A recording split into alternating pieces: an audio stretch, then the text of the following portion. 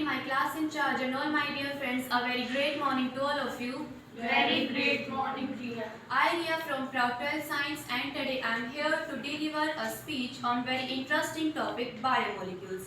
Living systems are made up of various complex biomolecules like carbohydrates, proteins, vitamins, mineral acids, etc. Proteins and carbohydrates are very important constituents of our diet, and these biomolecules can intersect with each other and constitute the molecular logic of life process. So let us first discuss about the biomolecule carbohydrate.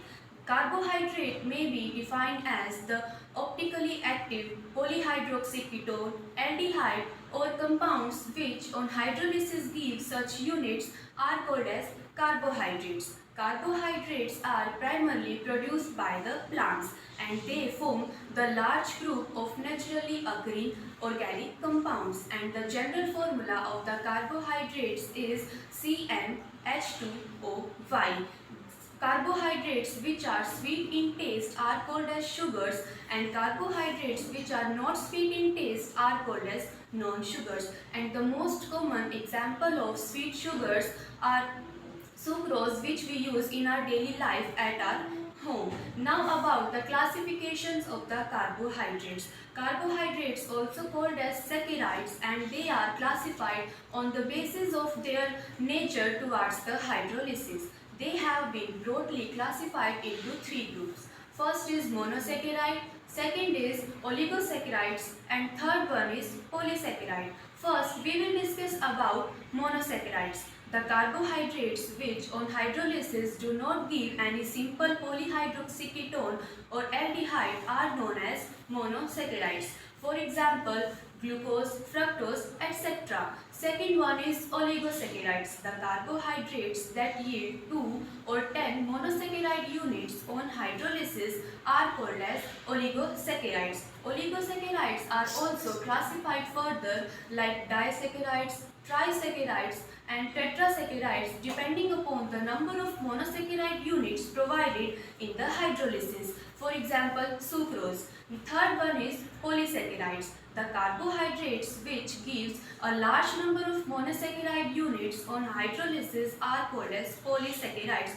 For example, cellulose, starch, etc. And polysaccharides are non-sugars because they are not sweet in their taste. Now the carbohydrates also be classified on the basis of reducing sugars or non-reducing sugars. Carbohydrates which reduce the Fallon solution Toland test are known as reducing sugars, and the carbohydrates which do not reduce Fallon solution or Toland test are known as non-reducing sugars. So now let us discuss about the second biomolecule, vitamins. It has been seen that there are certain compounds which are required in our body in small amount, but their deficiency can cause large chronic disease, and these compounds are called as vitamins.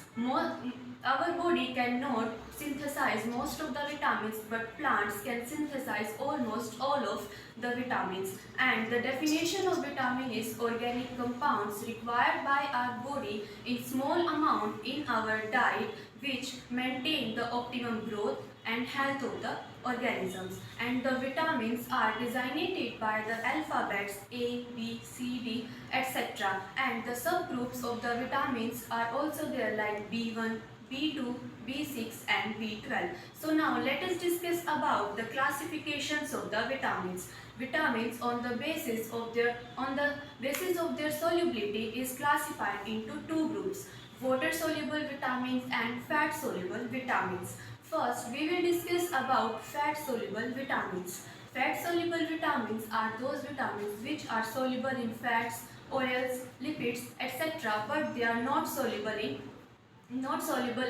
water, and they are stored in liver or adipose tissue of our body, and these vitamins are A, D, E and K. Now let us discuss about the second type of vitamins, which is water soluble vitamins. Water soluble vitamins are those vitamins which are not soluble in fats, but they are soluble in water, and these are vitamin B and vitamin C, and these vitamins And the water soluble vitamins is required by our body regularly in our diet because they are excreted in urine or by sweat. And vitamin B is stored in our body, but vitamin C is not stored in our body. So this is all from my topic. Thank you and have a nice day.